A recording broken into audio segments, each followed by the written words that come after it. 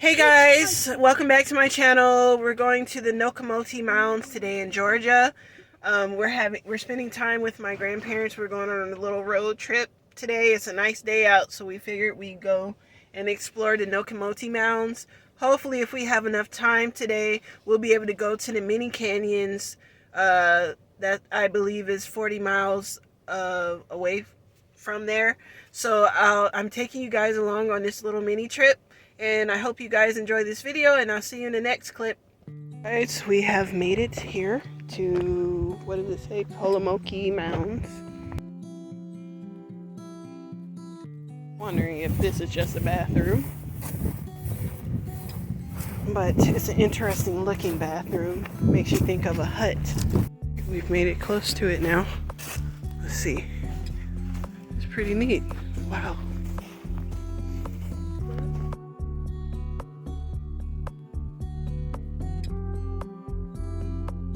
Pretty nice size, actually. I can imagine a family having to live in here, and they probably were just fine living in here. They probably enjoyed their space. They probably didn't think about, oh, I don't have my own room, I don't have this, I don't have that. They probably were content with all of this. It's pretty nice.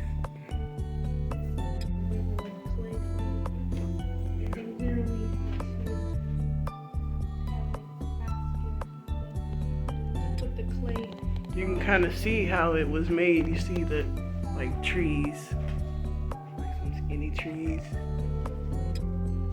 on the ceiling.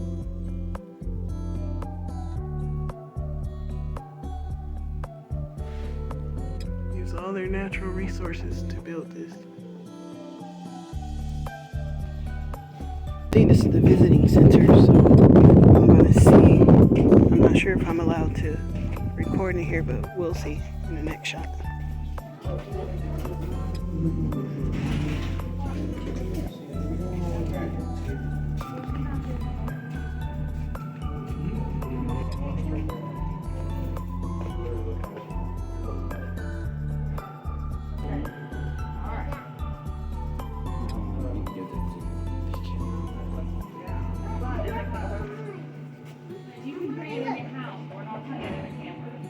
That's interesting. Wildflower bingo. It's pretty interesting.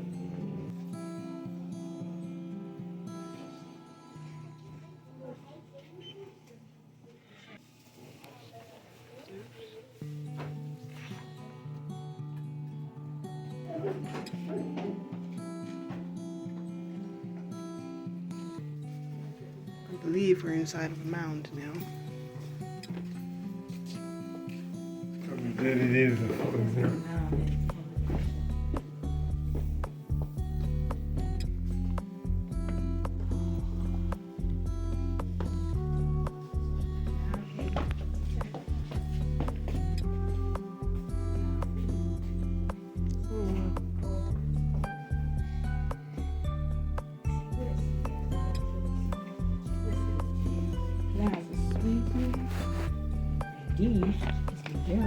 I didn't know they had a light. Where's G? So I guess this is how this whole park looks. Yeah. It's a ceremony. It's a burial mound. Right. So this is like a little overview model of the park.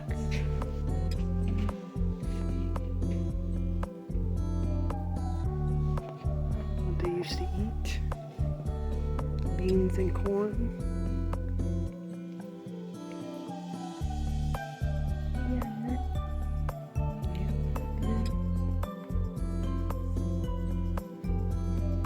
Like a pretty decent diet to me.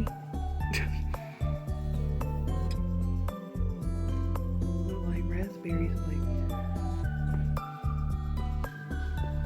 similar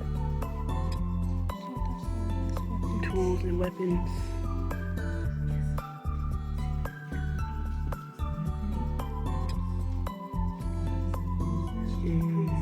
Hunting tools.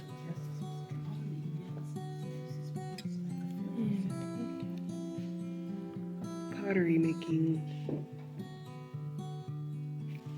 Some nice shells. Oh, jewelry, ornament making. Can't imagine trying to make jewelry out of shells.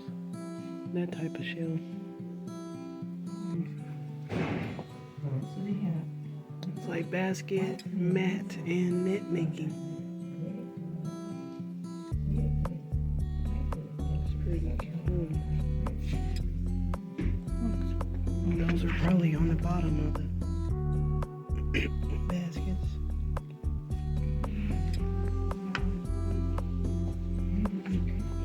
Yeah, funeral ceremonies.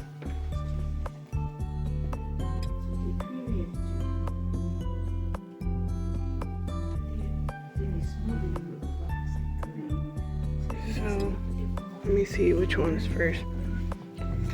So the bodies and bones of chief priests, sacred objects, and sacred vessels were kept in one of the temple buildings on the mound. So that would be Mound A. Finally, when all of the leaders died, a great funeral ceremony was held. His final product was Mound D.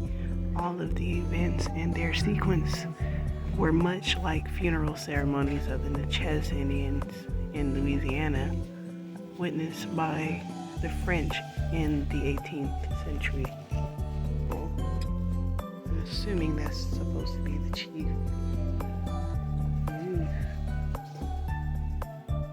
So they cremated them. Cremated them.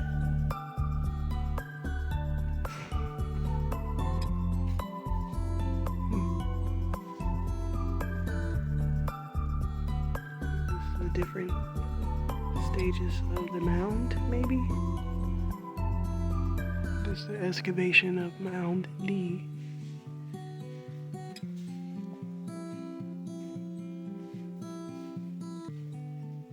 Wow.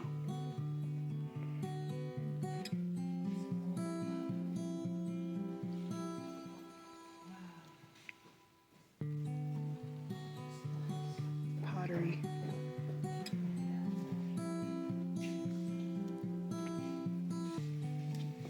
I hear something. Think we're missing something up here on the stairs. Peoples who built these mounds vanished hundreds of years before the Creeks appeared. The Creeks, like other southeastern Indians today, are known as historic cultures, since they are descendants of peoples who banded together after European contact. We know a lot about historic Indians and their immediate predecessors, the Mississippians, through the writings of early Spanish explorers. However, lacking any eyewitness accounts, the woodland period requires painstaking research to determine even the most basic facts about this way of life. The earliest settlement here at Kolomoki dates to about AD 350. There are indications that this was an intentionally planned community from the start. We know that one of the earliest mounds on the site was Mound E on the western edge of the site, and about the same time period they constructed another mound on the eastern edge of the site, about a mile away. And between these two mounds they laid out a circular plaza, an area that they could use for feasts, for rituals, and probably for social events like dances too. Surrounding the plaza, forming a huge arc, was the village, basically a circular village extending most of the way between those two mounds, so almost perhaps 3/4 of a mile. The population here at Kolomoki during the first 200 years would have been in the range of 200 to 400 people. And I imagine that during important events, that population could have even doubled. This might not sound like a lot to us today, but for that time period, that would have made Kolomoki one of the largest settlements in the southeast, and perhaps one of the largest settlements north of Mexico. The location at first seems puzzling, since Kolomoki developed in a lightly settled area between two large population clusters. And at 7 miles from the major trade route along the Chattahoochee River, it's unlikely that economic factors alone brought it to prominence. However, the very fact that it was roughly between two large populations suggests it might have been chosen as a neutral site similar to the way Washington, D.C. was positioned between the North and the South. The site was enclosed by a low earthen wall, what archaeologists refer to as an enclosure. And this would have been used more for symbolic purposes than for defense, but it marked the boundaries of the community and the people that lived within versus those that lived outside. The east-west axis of the mounds shows an astronomical alignment, demonstrating an awareness of the equinoxes and solstices, and suggesting that the movements of the heavens had mystical associations for them. In the beginning, the ceremonies conducted at Mound E were for the local population. Mound E was raised in several stages. The first burial was of a single respected person, like a chief or priest. In later stages, other important people were buried along with pottery vessels depicting totem animals and objects. The variety of these objects suggests many different clans and kinship groups were involved, not just one dominant lineage.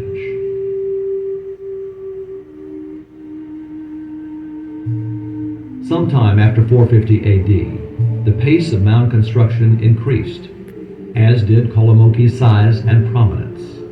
The whole regional population was increasingly becoming polarized into northern and southern clusters, with Kolomoki at the center. Mound E was completed, and a new burial mound, Mound D, was begun, again along the east-west axis. Mound D was constructed in a series of stages, beginning with the burial of about 5 individuals in stone-lined graves, and ultimately culminating with the interment of 75 or 80 people in a variety of burial treatments. Now, Sears, who excavated Mound D, interpreted it as a monument to a single high-status individual, basically a chief. It seems more likely that many of these were honored relatives that were brought to the mound during important ceremonies at certain times of the year. Certainly the placement of the pottery cache on the east side of Mound D, the direction of the rising sun, speaks to an emphasis in these ceremonies on spiritual renewal. The placement of pottery caches on the east side of the burial mounds was common in this region, but we can imagine that here at Kolomoki it would have taken on an even greater dramatic effect, due to the fact that the sun would have risen over what is arguably the largest mound from this time period, Mound A.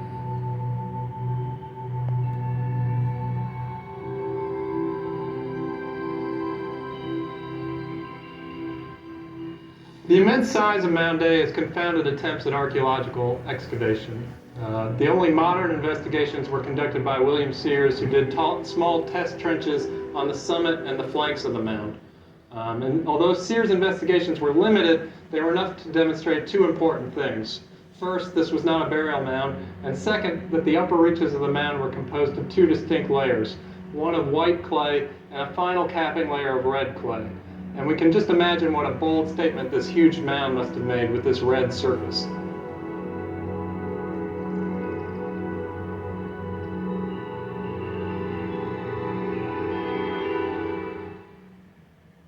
During the Mississippian period, platform mounds like this served as the residences for leaders or chiefs. We actually suspect instead that this mound was the stage for ceremonies and rituals. Ceremonies that would have been visible to people standing below in the plaza. We know that later southeastern Indians conceived of a tiered cosmos, and above the world they inhabited was the upper world that was associated with birds. And when you get on top of Mound A, we're up here above the trees in the realm of the birds. Up here, these ceremonies took on an added significance. By its 2nd century, Kolomoki was the regional center of more than just spiritual practices. It was also likely to have been used for more practical purposes, like conflict mediation and trade. And, with perhaps the largest population north of Mexico, it certainly would have been a likely spot for a youth to find a mate. Somewhere after 550 AD, in the late woodland period, Kolomoki's population gradually began to decline, as did mound construction.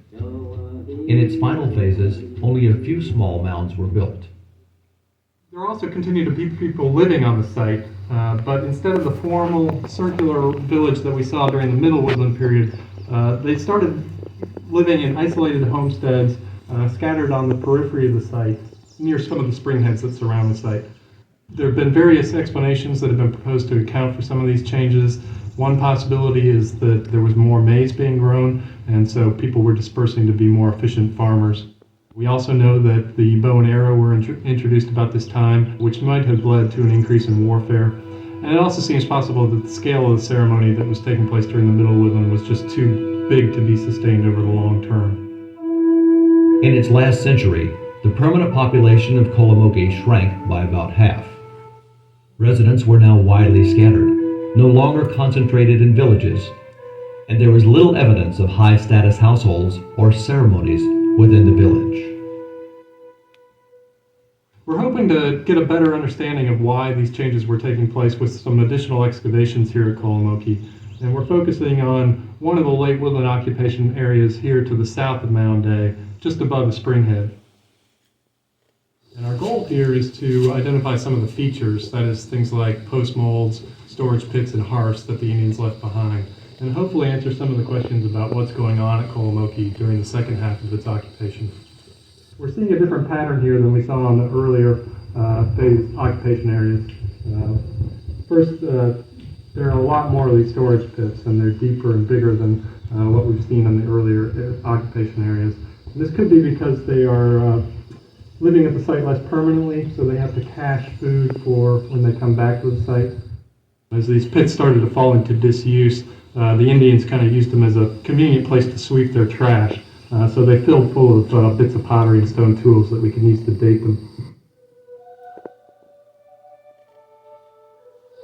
Kolomoki was occupied for a good 400 years, but by 750 or 800 we think that people had drifted away to the point that no one was living on the site anymore.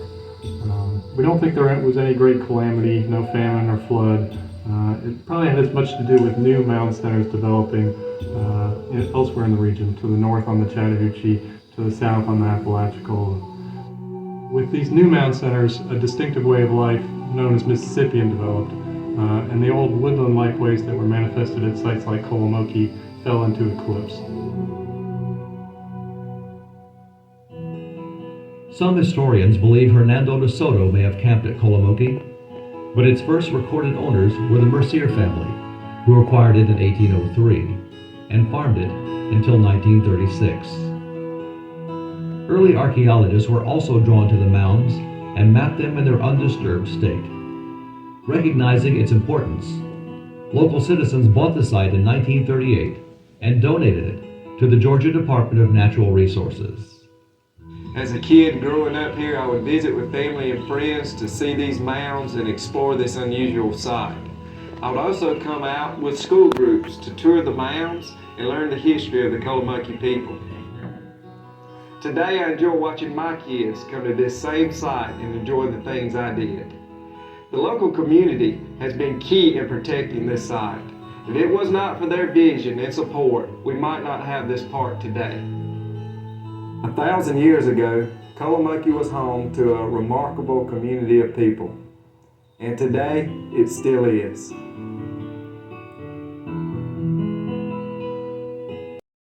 We're actually inside of one of the mounds. It's amazing. I'm going to show you guys. Amazing being inside of one. You just imagine people being here, building this and living their culture around these mounds. It's amazing.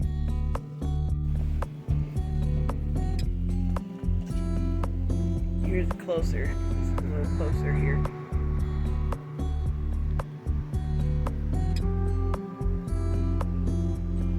We're back outside now. Wow, so they tore down Mound E, which was the mound that we were actually inside of. So it says these rocks were removed during excavation of this mound, and the Indians carried these several hundred yards away from a quarry they give us an idea of how the mound was built. Wow. The original rocks that were used to build the mound. It's amazing.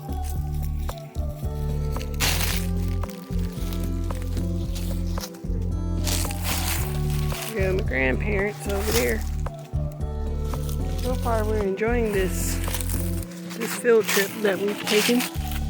Learn a lot of history of the people. I like to imagine how it had to be in that time when people were living. You know, in ancient times, how they live in their cultures.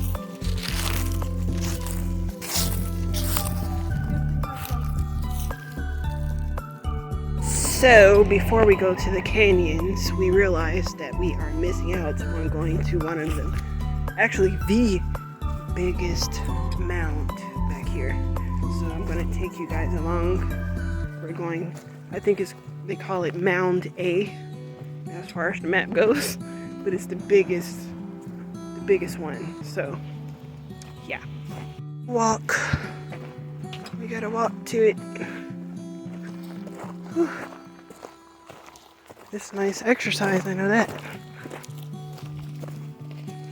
Now, I think you can walk up this mound.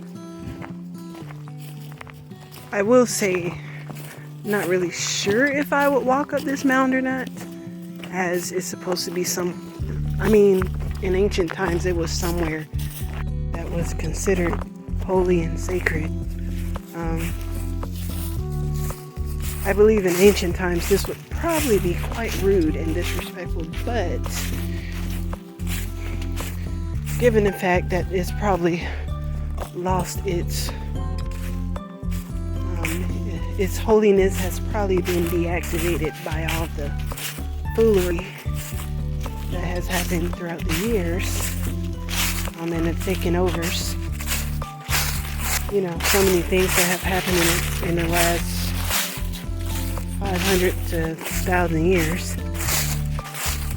It probably has lost its, you know, it's kind of like, well, I don't know, because it's kind of like a stone.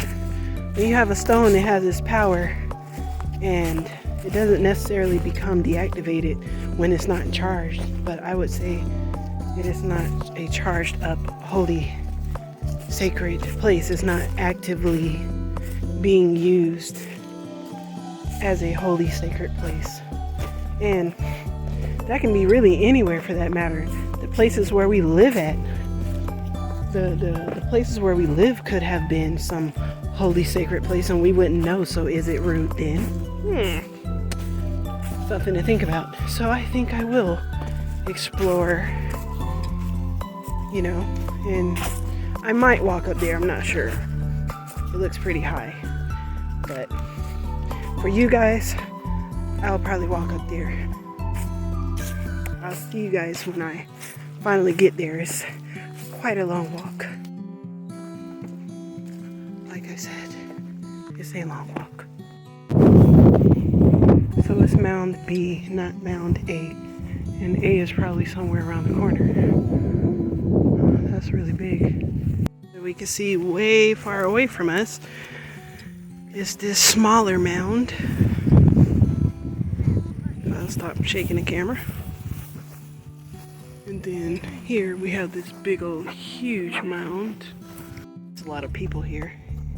I don't want to miss and record everybody, but there are some things to read about this mound that I would like to get a shot of so you guys can see. And then we're gonna go walk up this mound, the biggest one. Oh, it's a long way to walk. It's a long way. There's so many people. We're gonna go ahead and walk up here first before we read the information about it. As you can see, this is a very steep, long mountain of a mound. Really steep. Whoa. Woo. See you guys when I get up there. We made it to the top. Oh my goodness. Wow. was deep. Whew. I know y'all probably hear me breathing hard. That was pretty special. I'm not sure, but it may have been like a building on top of this, like a temple on top of this.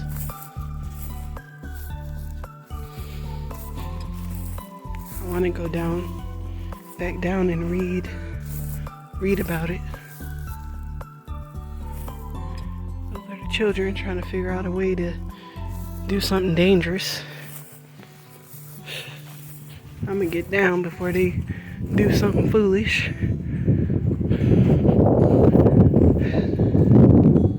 Alright, so we're gonna go back down. Steep. Oh, come on. Steep.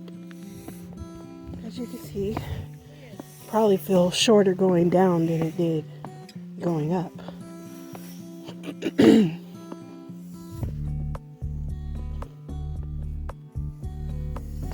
Definitely is not feeling secure for someone who is afraid of heights. I will be holding on to these rails on the way down. But wow, look how high we are. Whoa. Woo! I'll see you guys.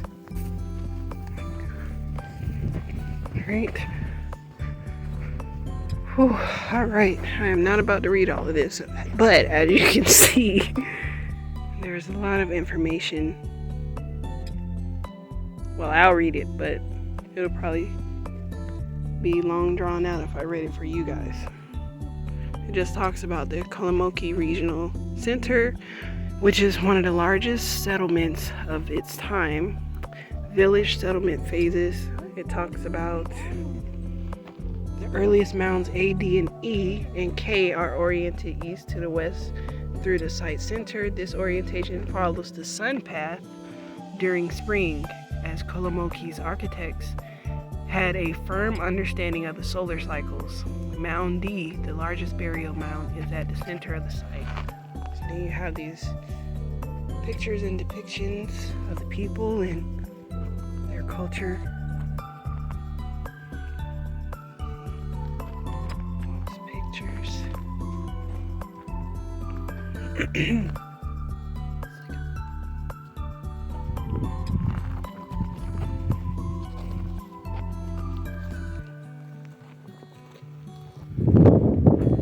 And like I said, there was one way over there, and I'm sure there's probably a whole bunch more mounds over there.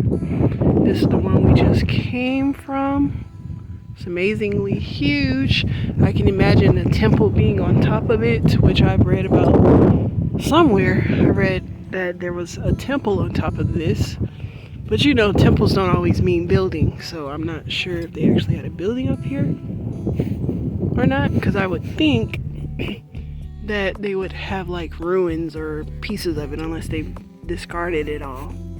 And sadly, on the inside, my grandma said that they originally had bones of the Native Americans inside, and I can only imagine why they don't have them anymore. I mean, as an African in America, I can imagine how I would feel as you know, native in Africa, going and seeing my people's bones being exploited in a museum. You know, for some it might be interesting, but to others it's really disrespectful. We're all a little guilty of wanting to explore and see things that belong to others. I mean, it kind of gives you a sense of connection, and kind of see how things were in ancient times, because things are so different now. Some things have been changed for the good, greater good, and some really should have stayed the same. So it's good to see some of these ruins and things to kind of take you back spiritually, kind of visualize how things were in the past. So I know people love watching videos like this. However, I don't want it to be long drawn out. So what I'm going to do is I'm going to split this video into 2 parts. Right now, part 1 is us at the Mounds, and I'll see you guys in the next part. Part 2 would be us at Providence Canyons. So thanks for watching my video. Please like, comment, and subscribe, and I will see you in the next one.